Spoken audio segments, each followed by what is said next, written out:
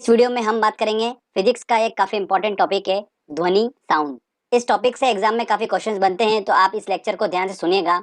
Conceptually हम इस lecture को अच्छे समझेंगे और लास्ट में एक very important question answer test भी लगाएंगे। फ्रेंड्स, अगर आप ये लेक्चर को अच्छे से देखते हो और टेस्ट को सॉल्व करते हो तो इस टॉपिक से कोई भी एग्जाम में क्वेश्चन आएगा आप उसको 100% सॉल्व कर लेंगे। तो चलिए फ्रेंड्स, लेक्चर को स्टार्ट करते हैं। सबसे पहले दोस्तों हम समझते हैं ध्वनि क्या होती है, साउंड क्या होता है। तो ये एक प्रकार की तरंग है। और किस तरीके की तरंग है? ये अनुदैर्ध्य तरंग है, लॉन्गिट्यूडनल वेव। अब लॉन्गिट्यूडनल वेव अगर बोला जा रहा है इसको, तो लॉन्गिट्यूडनल वेव की प्रॉपर्टीज हमको पता होना चाहिए कि लॉन्गिट्यूडनल वेव होती क्या है, अनुदैर्ध्य तरंग क्या होती है। जब तक अगर हमको ये समझ में नहीं आएगा तो हम ध्वनि को नहीं समझ पाएंगे।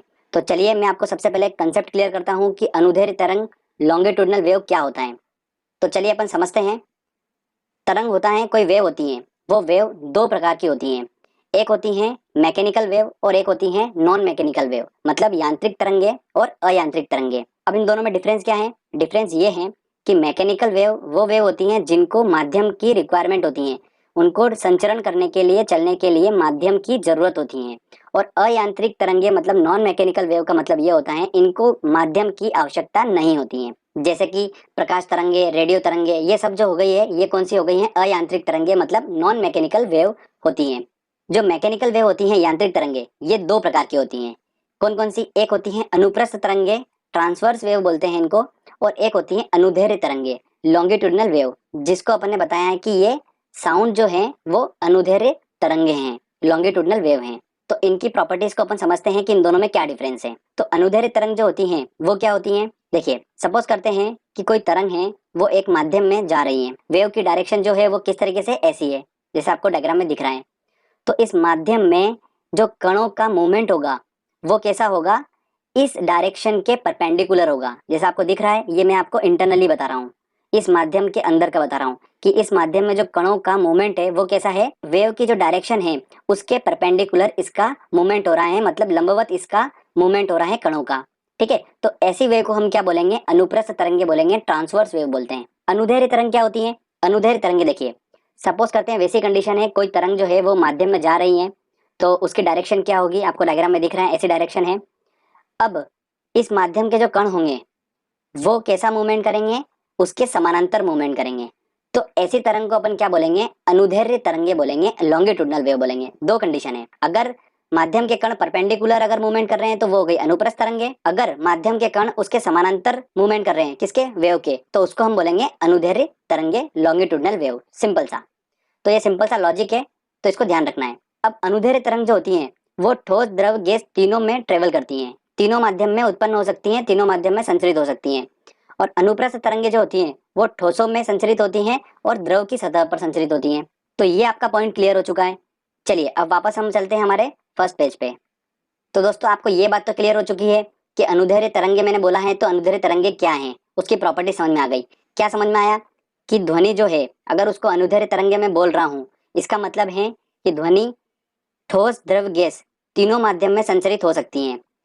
दूसरी बात, ध्वनि को मैंने क्या बोला है? अनुदैर्ध्य तरंगे बोला है। और अनुदैर्ध्य तरंग जो होती हैं वो मैकेनिकल वेव के अंदर आती हैं, मतलब इनको माध्यम की जरूरत होती है, संचरित होने के लिए माध्यम की जरूरत होती है। तो ये निर्वात में, वैक्यूम में ट्रेवल नहीं कर सकती हैं। क्लियर? ये दोनों पॉइंट वेरी इंपॉर्टेंट पॉइंट है। अगर ये कंसेप्ट आपके धीरे धीरे क्लियर होते जाएंगे तो ही आप एग्जाम में आंसर सही टिक कर पाएंगे। ठीक है, फिजिक्स ऐसा टॉपिक है, अगर हम सोचेंगे इसको कि याद कर लें या कुछ, तो बिल्कुल भी आप ऐसा मत सोचिए, क्योंकि कुछ टाइम बाद आप भूल जाने वाले हैं। तो अगर जब तक आप अपना कंसेप्ट क्लियर नहीं करेंगे तब तक आप इसका आंसर बिल्कुल सही टिक नहीं कर पाएंगे। तो कंसेप्ट क्लियर हो चुका आपका। चलिए आगे बढ़ते हैं हम। अब बात आती है कि ध्वनि की उत्पत्ति कैसे होती है। तो सिंपल ही है, वस्तुओं में कंपन होता है, उसी से क्या होती है? ध्वनि की उत्पत्ति होती है। आगे एक इंपॉर्टेंट पॉइंट जो मैं आपको बता चुका हूँ कि ध्वनि जो है वो माध्यम में गमन करती है लेकिन निर्वात में गमन नहीं करती है, क्योंकि ये यांत्रिक तरंग के अंदर आती है, मैकेनिकल वेव के अंदर आती हैं। अब दोस्तों हम बात करते हैं आवृत्ति, मतलब फ्रीक्वेंसी के आधार पर तरंगों को तीन भागों में बांटा गया है। फ्रीक्वेंसी क्या होती है? सबसे पहले आपको बता देता हूं मैं, जिनको नहीं पता है। किसी भी माध्यम में जो कण है अगर वो कंपन कर रहा है तो प्रति सेकंड वो कितना कंपन कर रहा है, वो उसका हो गया फ्रीक्वेंसी। ठीक है, तो आवृत्ति के आधार पर तरंगों को तीन भागों में बांटा है। सबसे पहले आपको जैसे दिख रहा है यहाँ पर कि एक ये तरंग है, ये एक वेव है जिसकी आवृत्ति क्या है, जिसकी फ्रीक्वेंसी क्या है, 0 हर्ट्ज से लेकर 20 हर्ट्ज तक की है। सेकेंड वेव है, इस वेव की आवृत्ति क्या है, फ्रीक्वेंसी क्या है, 20 हर्ट्ज से 20,000 हर्ट्ज के बीच में है। और तीसरी जो तरंग है उसकी आवृत्ति दे रखी है 20,000 हर्ट्ज से लेकर उसके ऊपर तक की। तो दोस्तों अब ध्यान से सुनिए, कोई इंसान वही तरंग को सुन सकता है जिसकी आवृत्ति 20 हर्ट्ज से 20,000 हर्ट्ज तक होती है। तो ऐसी कौन सी आवृत्ति है जो सेंटर वाली आपको दिख रही है? इन्हीं तरंग को मनुष्य सुन सकता है, मनुष्य के कान सुन सकते हैं। इसके अलावा जो 0 हर्ट्ज से लेकर 20 हर्ट्ज तक है वो मनुष्य के कान नहीं सुन सकते हैं। 20,000 हर्ट्ज से ऊपर तक की जो ध्वनि की आवृत्ति है वो भी इंसान नहीं सुन सकते हैं। तो ये बात क्लियर हो चुकी है। अब 0 हर्ट्ज से लेकर 20,000 हर्ट्ज तक की जो वेव होती है, इन वेव को क्या बोला जाता है? इंफ्रासोनिक वेव बोला जाता है। क्या बोला जाता है? इंफ्रासोनिक वेव, मतलब अश्रव्य तरंग बोला जाता है। और 20 हर्ट्ज से लेकर 20,000 हर्ट्ज जिनको मनुष्य सुन सकता है, उन वेव को क्या बोला गया है?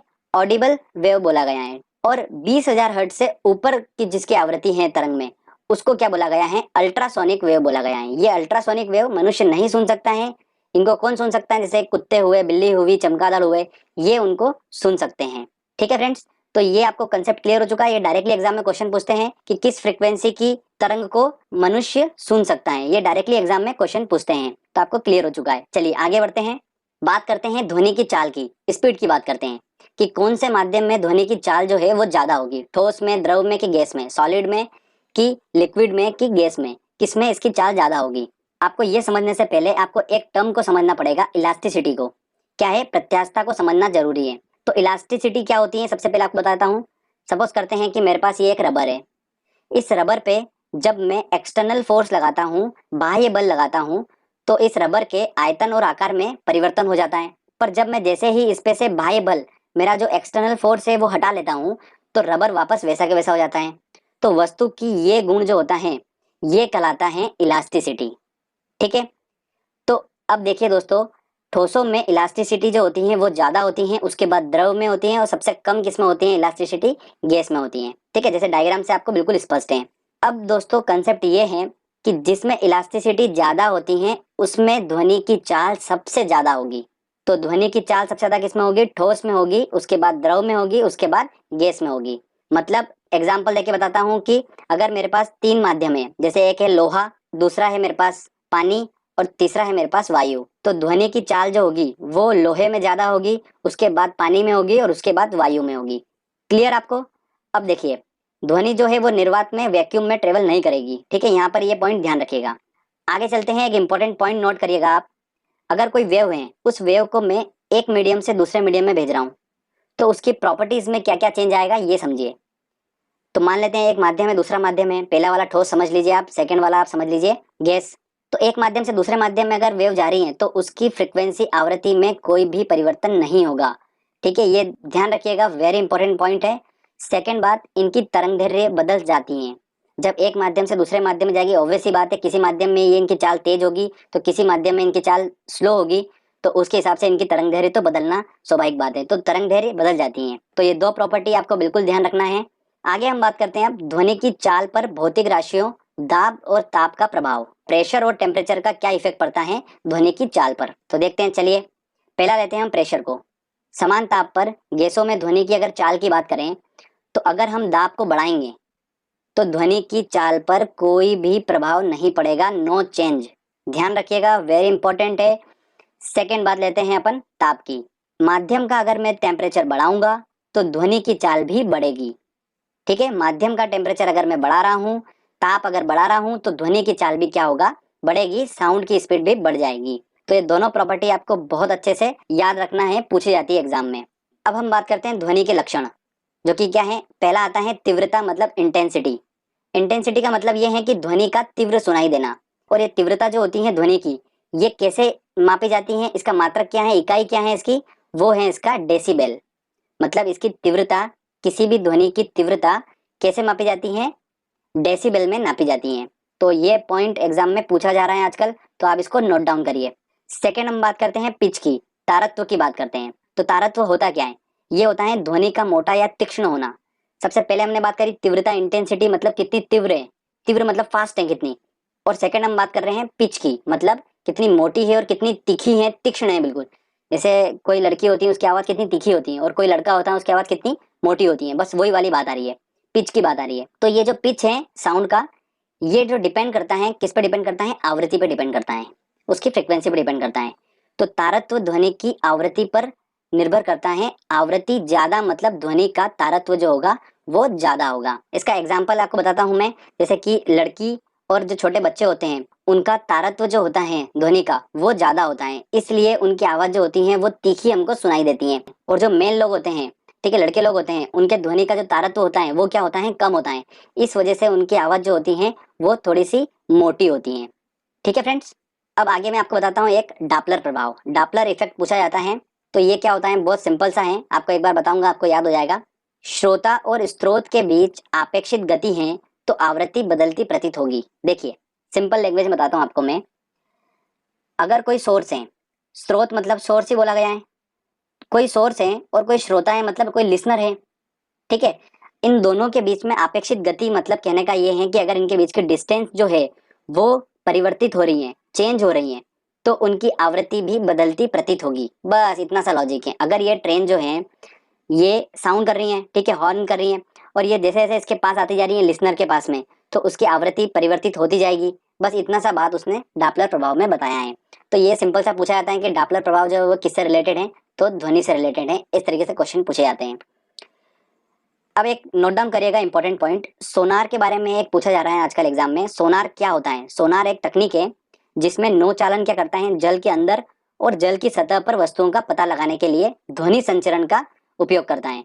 तो इतना सा सिंपल सा पूछा जा रहा है ये, तो आपको बस एक बार इसको सुनना है अच्छे से, तो आपको बस एग्जाम में अगर ये वर्ड आता है तो आपको क्लिक हो जाएगा।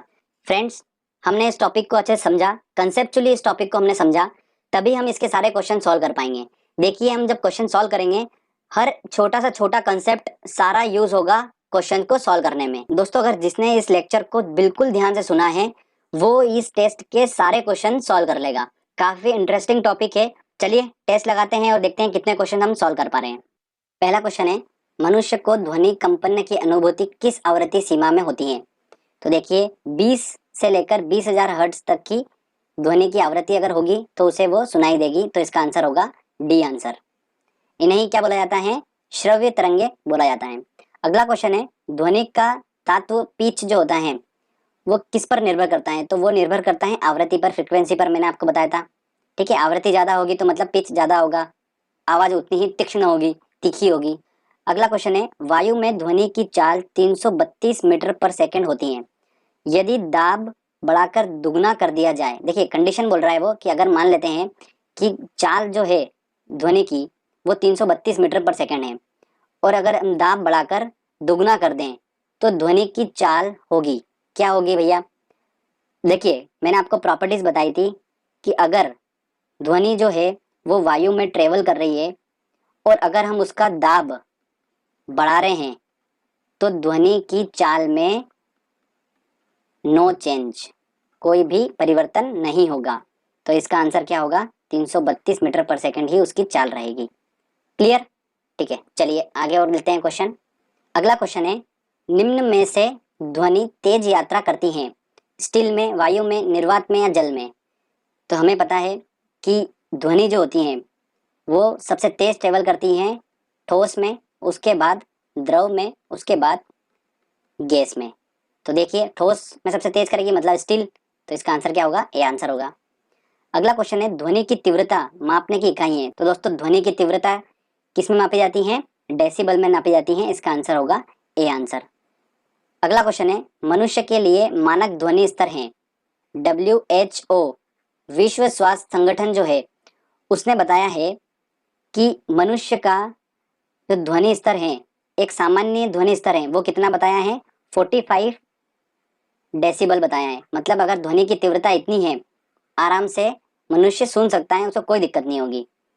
अगर ध्वनि की तीव्रता 75 डेसिबल से ज्यादा जा रही है तो वो उसके लिए हानिकारक होगी, और 85 डीबी से ऊपर अगर जा रही है तो मनुष्य बहरा हो जाता है, और 140 पे तो वो पागल हो जाएगा। तो ये विश्व स्वास्थ्य संगठन ने इसके बारे में बताया है। तो यहाँ पर पूछ रहा है कि मनुष्य के लिए मानक ध्वनि स्तर कौन सा होगा। तो 90 नहीं हो सकता, 100 नहीं हो सकता, 120 नहीं हो सकता। आंसर क्या होगा इसका, कंडीशन के हिसाब से इसका आंसर होगा डी आंसर। चलिए आगे और देखते हैं क्वेश्चन। अगला क्वेश्चन है, डापलर प्रभाव संबंधित है। देखिए काय संबंधित है, ध्वनि से संबंधित है। ध्वनि तरंगे सर्वाधिक तीव्र गति करती हैं। काय में करती हैं? ठोसों में करती हैं, सॉलिड में करती हैं, तो इसका आंसर होगा ए। ध्वनि नहीं गुजर सकती हैं। तो ध्वनि जो होती हैं ये एक यांत्रिक तरंग है, मतलब मैकेनिकल वेव है, जिसको माध्यम की जरूरत होती है, और नॉन मैकेनिकल वेव को माध्यम की जरूरत नहीं होती है। तो ये मैकेनिकल वेव है तो इसको माध्यम की जरूरत होगी। तो जल माध्यम है, स्टील माध्यम है, वायु माध्यम है, निर्वात मतलब वैक्यूम, ये कोई माध्यम नहीं है, इसलिए इसका आंसर क्या होगा? डी आंसर होगा। चलिए आगे लेते हैं और क्वेश्चन। अगला क्वेश्चन है, निम्न में से किस एक में ध्वनि की चाल सबसे तेज होगी? तो किस में होगी? वायु में, जल में, लकड़ी में या निर्वात में? तो लकड़ी में होगी, क्योंकि लकड़ी ठोस है। अगला क्वेश्चन है, पराश्रव्य तरंगे वे ध्वनि तरंगे हैं जिनकी आवृत्ति, पराश्रव्य तरंगे क्या होती हैं? अल्ट्रावायलेट वेव होती हैं। तो इनकी जो आवृत्ति होगी वो क्या होगी? 20,000 हर्ट्ज से अधिक होगी। ठीक है, इनको मनुष्य नहीं सुन सकता है, तो 20,000 हर्ट्ज से होगी, तो इसका आंसर होगा सी आंसर। सारे क्वेश्चन हमने अच्छे से सॉल्व कर लिए। यही वो क्वेश्चन है जो एग्जाम में बार बार पूछे जा रहे हैं।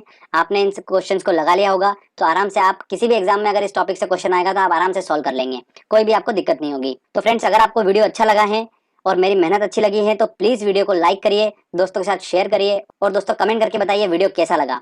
फ्रेंड्स, जिन्होंने अभी तक चैनल को सब्सक्राइब नहीं करा है तो प्लीज चैनल को सब्सक्राइब कर लीजिए, क्योंकि इस तरीके के मैं अच्छे अच्छे वीडियो आप तक पहुंचाता रहूंगा। फ्रेंड्स, मिलते हैं अगले वीडियो में, तब तक के लिए जय हिंद, जय